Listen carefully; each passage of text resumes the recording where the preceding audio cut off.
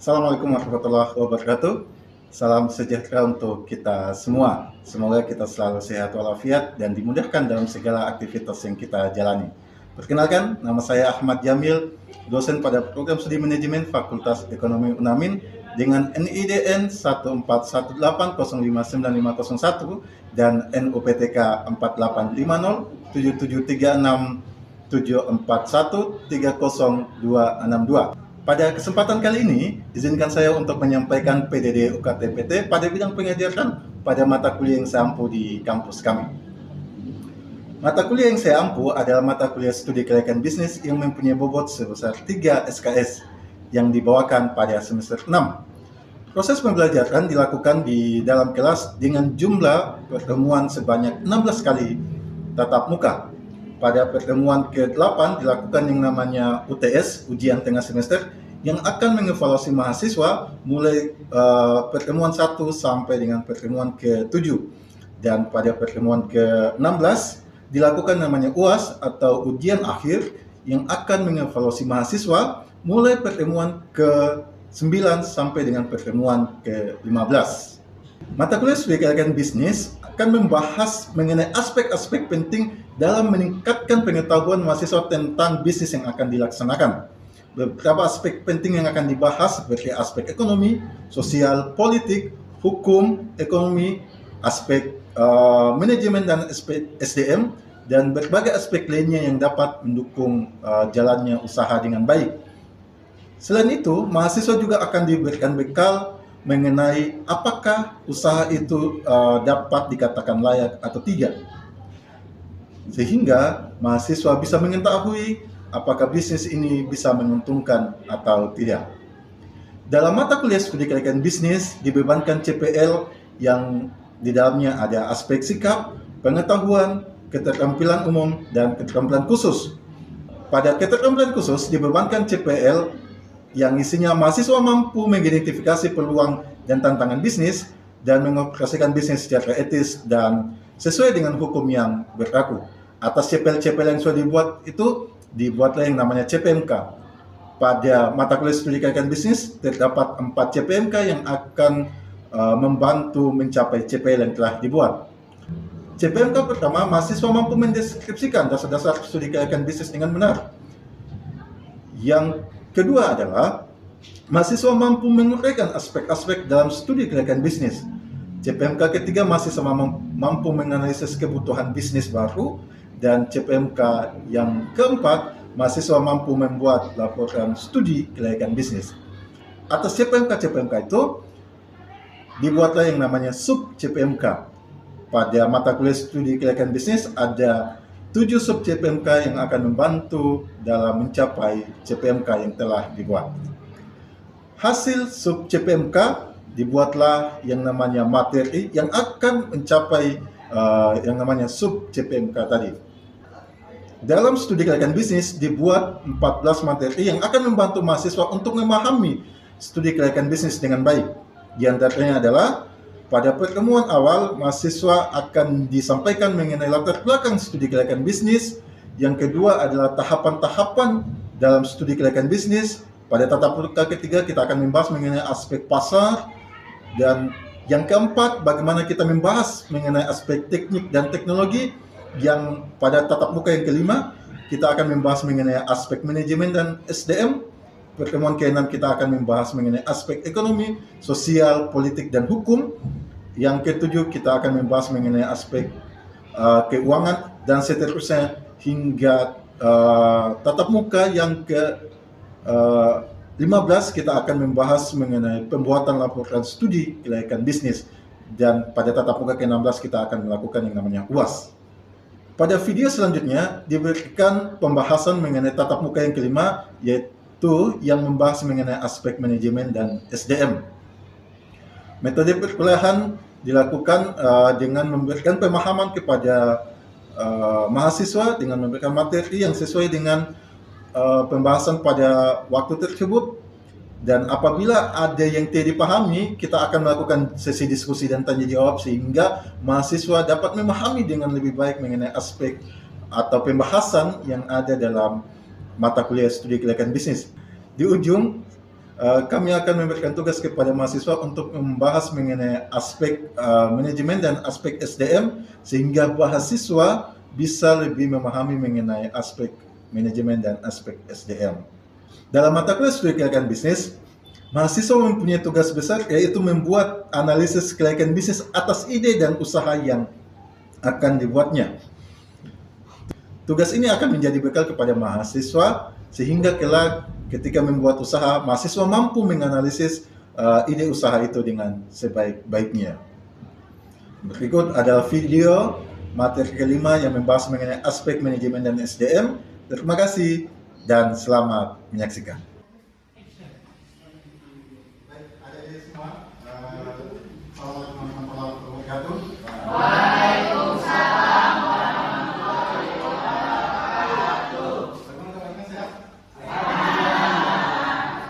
Tidak ada masalah ya? Baik, adik semua, sebelum kita mulai kelas studi kelayakan bisnis, kita mulai dengan doa kita masing-masing. Doa dimulai.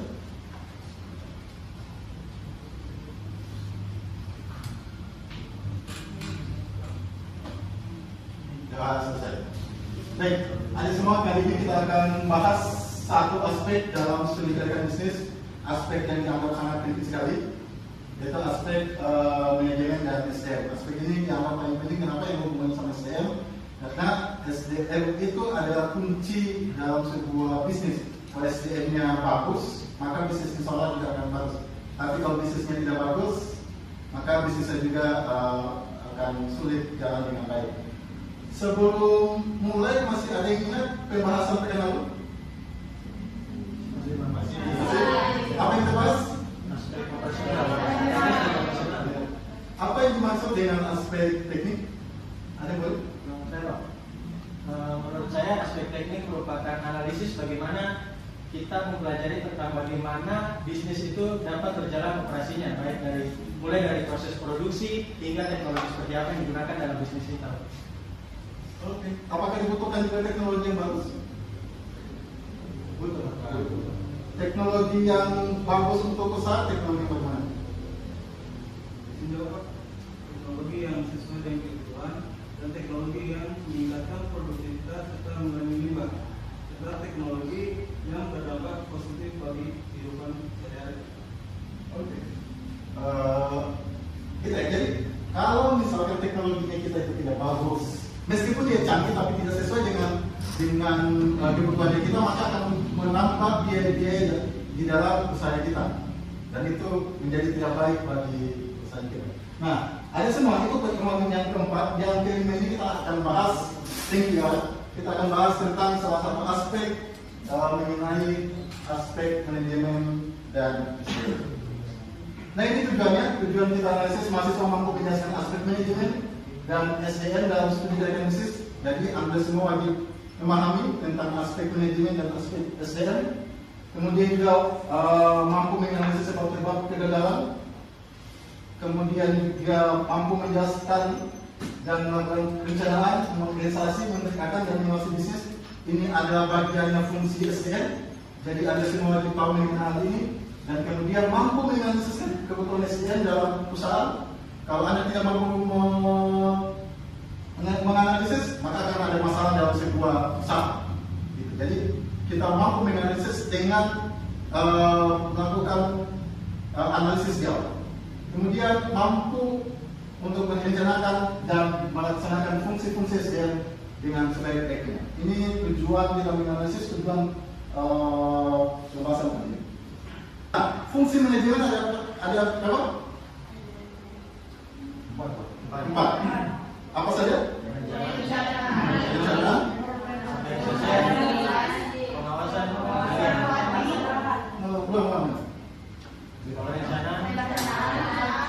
Pengawasan, pengendalian, itu artinya apa? Pelaksanaan atau pengendalian? Contoh?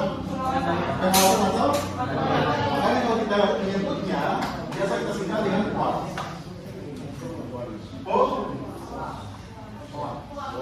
POS bahasa apa ini?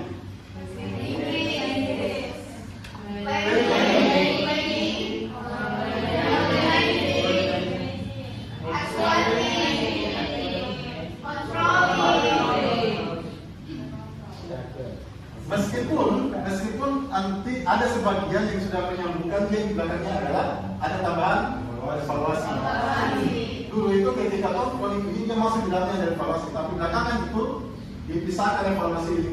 Dan nanti hasil evaluasi ini balik lagi ke kita. Ini yang mana? Perencanaan, organisasian, akan dan pengendalian. Apa yang dimaksud dengan perencanaan? Ada yang kasih tanggapan? Jadi sebelum kita memulai segala sesuatunya, kita wajib merencanakan segala sesuatunya itu. Makanya ada yang mengatakan bahwasanya ketika kita gagal dalam merencanakan,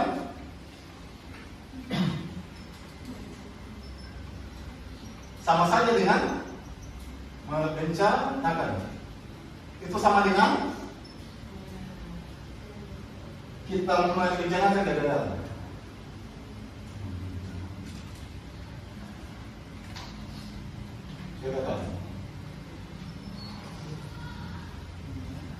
Ada contoh enggak? Usaha belum lama jalan tapi tiba-tiba suatu usaha, boleh yang lain. ada contoh enggak usaha gitu yang dia belum lama buka tapi tiba-tiba sudah tutup. Kafe-kafe paling banyak. Hanya yang pengen kita buka saja. Dan itu membuat dengan dia tidak melakukan analisis dengan bagus, hanya buka-buka begitu saja, tidak melakukan pekerjaan dengan baik, tidak menghitung ABC-nya, maka efeknya apa? Saya bisa. Nah, semuanya kita rencanakan. Masalahnya bagaimana, siapa yang kita masuki, bagaimana kita memproduksi, bahan bakunya di mana kita ambil dan sebagainya. Itu kita siapkan. Kita siapkan semuanya dan kita siapkan alternatif lainnya. Rencanakan semuanya dengan sebaik-baiknya. Kalau tidak, tidak ada masalah. Yang selanjutnya, dengan sosial. Setelah kita menyiapkan segala sesuatunya, apa yang kita lakukan? Menyusun sumber daya. Belum? Siapa tadi? Sumber daya manusia. Siapa yang akan melaksanakan? Nah, biasanya kalau di kita ada yang disebut dengan bisnis, fungsi-fungsi bisnis, paling tidak. Ada yang disebut dengan SDM, ada yang disebut dengan apa lagi? Personal, ada yang disebut dengan keuangan, apa lagi satunya? Masyarakat. Kita isi siapa di sini yang mampu melaksanakan segala aktivitas. Paling tidak kita tahu dia punya kemampuan dan kita tahu dia ahli di dalamnya. Apakah boleh kita isi anak SDM, kita isi kita tempatnya di keuangan? Ya, masalah lagi. Jangan dicoba-coba. Jadi ketika dia punya kemampuan di SDM, maka tempatkan dia di SDM. Ketika dia punya kemampuan di personal, maka tempatkan dia di personal. Jangan buat yang aneh. Begitu pula di keuangan dan setelah kita tempatkan, apa yang dilakukan selanjutnya?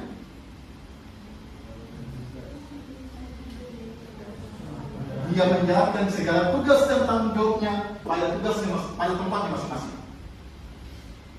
Bagian SDM menjalankan tugas dan fungsi pokoknya bagian SDM. SDM itu apa tugasnya? Satu, dia menganalisis kebutuhan SDM. Saya akan sarankan analisis kebutuhan SDM, pasti bagian SDM. Dia menyiapkan bagaimana rekrutmen dan seleksinya. Siapa yang laksanakan? Kita atau pihak ketiga? Nah, itu boleh dianalisis. Kemudian apa lagi? Pelatihan?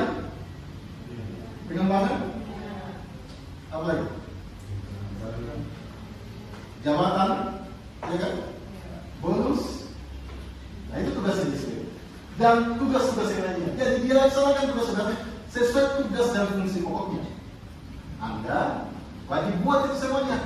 Bidang ini itu tugas dan fungsi pokoknya apa? Bagaimana SOP dan lain sebagainya. Yang bidang ini juga dibuatkan semuanya dan lain sebagainya. Itu dibuatkan. Yang selanjutnya apa? Apa yang kalian kendalikan? Apa yang kalian kendalikan?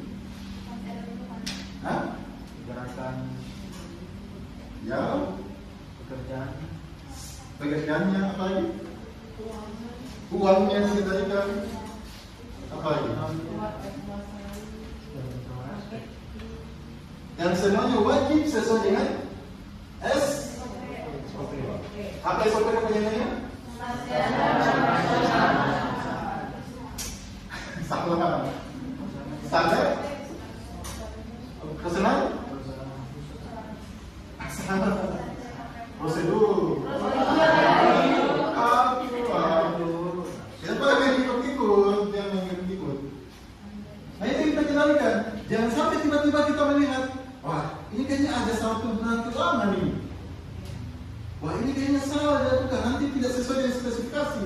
Wah ini kayaknya nanti kualitasnya tidak bagus, nanti ini jelek, nanti pada. Nah itu semuanya dikendalikan. Sehingga apa yang kita sudah siapkan di awal, di planning tadi itu sesuai. Nanti di belakang kita evaluasi.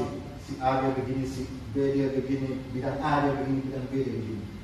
Nanti hasil evaluasi itu kita akan mengambil keputusan lagi di awal. Sampai situ ada yang ditanya kan?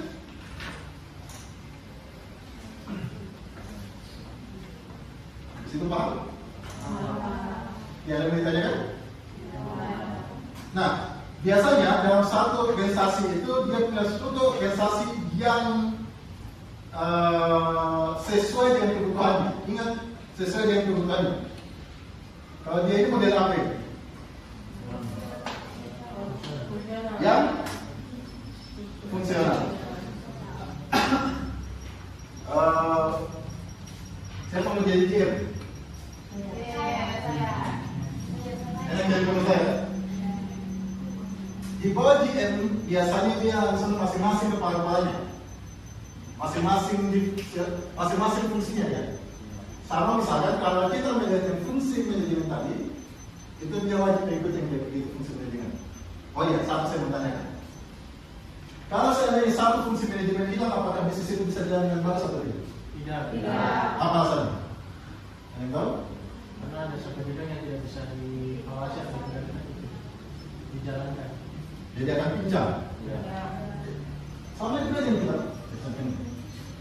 Tapi yang ini contohnya digabung, ini bisa gabung sama di sini boleh. Ini beda, sama ini beda. Ini pakai doang. Kalau satu tidak jalan, satu tidak ada, maka satu ini saya mau jalankan. Jadi wajib jalan dengan baik, wajib ada dan bisa dijalankan dengan baik. Kalau dia tidak ada, saya perlu jalankan. Nanti itu sama. Nah, itu tidak boleh hilang suaranya. Nah, ini yang model fungsional. Dalam suatu organisasi itu ada banyak semuanya. Kita ambil yang simple. Ini yang model divisional. Masing-masing divisi ini. Divisi 1 masing-masing ada bidangnya, divisi 2 masing-masing ada bidangnya. Jadi masing-masing divisi. Sekarang ada mau pilih yang mana? Pilih yang sebelumnya apa ya? Atau misalkan yang market segini. Nah ini dia lebih fleksibel dia. Dia lebih fleksibel. Anda mau ikut yang mana? Itu sesuai dengan kebutuhan dan fungsi dunia masing-masing. Ada terus. Baik, ada semua.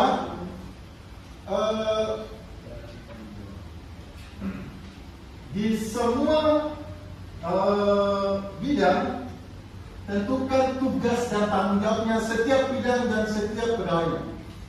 Wajib, sehingga dia tidak tumpang tindih, sehingga dia tidak konflik dan tidak tumpang tindih. Nah, Jabatan itu menjadi penting. Setiap jabatan menjadi penting. Kalau tidak, kita tidak akan mendapatkan pegawai yang baik. Jadi di awal itu kita berikan jabatannya dengan sebaik-baiknya.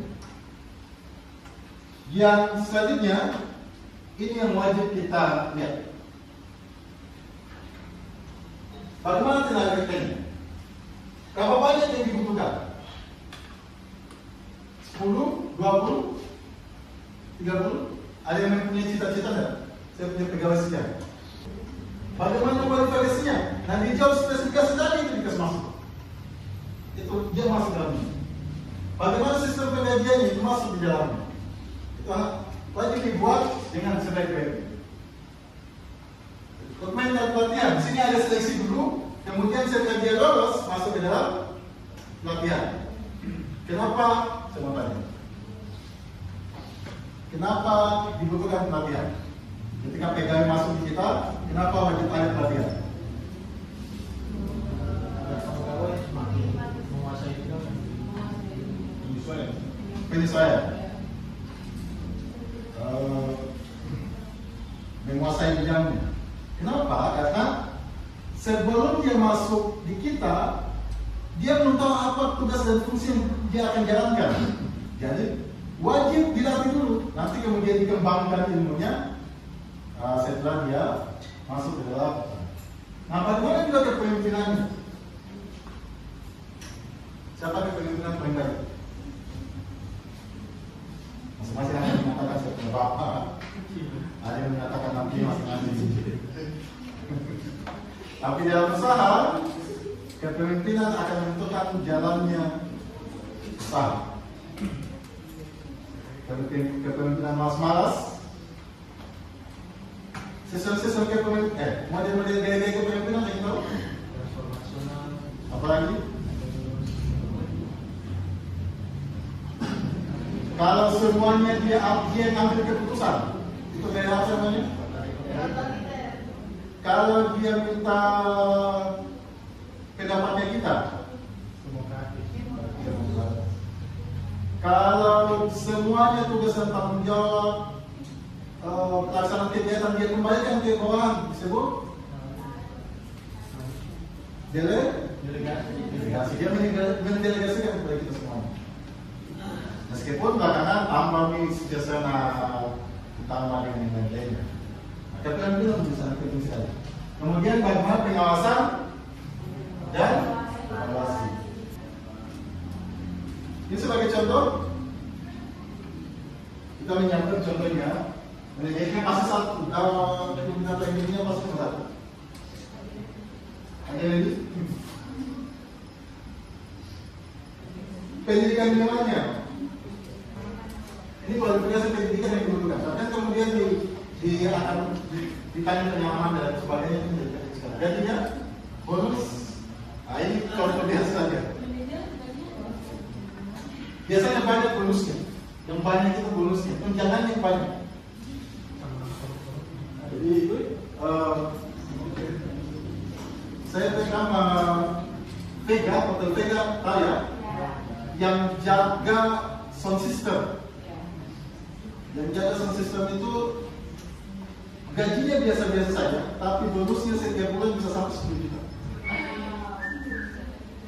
Yang jaga sound system. Jadi biasa lebih banyak bonusnya. Ini yang dikatakan ayat, jika organisasinya dia efisien, fleksibel, dan sesuai dengan usaha yang kita miliki. Kalau tidak sesuai, maka akan menambah biaya atau dia tidak mampu memenuhi produksi yang kita inginkan. Wajib ada tanggung jawab yang jelas, kemudian pemilik atau pengelola yang GM tadi itu wajib mempunyai kualifikasi yang bagus, pengalaman yang bagus, kapabilitas yang bagus. Dengan kita juga sesuai dengan kebutuhan kita, jangan asal-pasang. Kalau kita asal-pasang nanti efeknya tidak bagus. Hal-hal yang kita tidak inginkan akan terjadi. dan bagaimana sistem SDM bisa jalan dengan baik dalam. Kemudian ada hal lain yang kembali tadi, dan kalau misalkan strukturnya tidak jelas, pemilik tidak memiliki pengetahuan yang baik, dia tidak mampu memimpin, tidak mampu melaksanakan tugas tanggung jawabnya, kemudian tenaga kerjanya tenaga baik tidak selesai, atau tidak ada sistem pengawasan dan evaluasi yang bagus, itu menjadi masalah. Baik, teman-teman semua, itu mungkin yang bisa saya sampaikan pada kesempatan siang ini. Ada yang mau ditanyakan? Ada yang kita diskusikan? Boleh mungkin? Kalau tidak ada, saya tanya.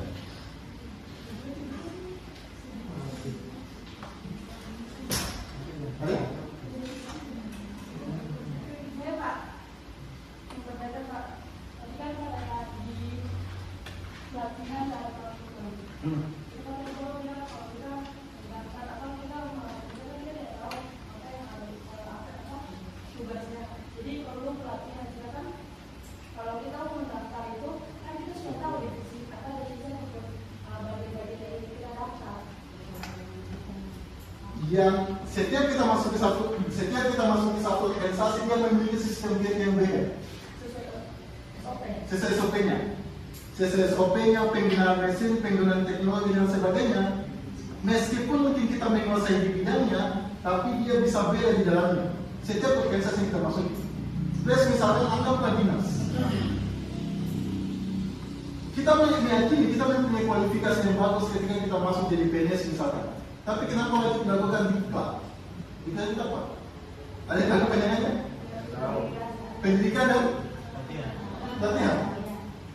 Kenapa wajib melakukan itu? Nah, ada sistem di dalam yang mungkin kita tidak ketahui. Ada model yang di dalam yang kita tidak ketahui. Ada penggunaan teknologi, ada penggunaan hal-hal yang kita tidak ketahui sehingga wajib melakukan namanya pendidikan dan pelatihan itu. Mungkin kita sudah mengetahui tugas dan fungsinya kita di dalamnya. Tapi ada sistem-sistem yang wajib kita ikuti di dalamnya. Mungkin begitu. Ada lagi?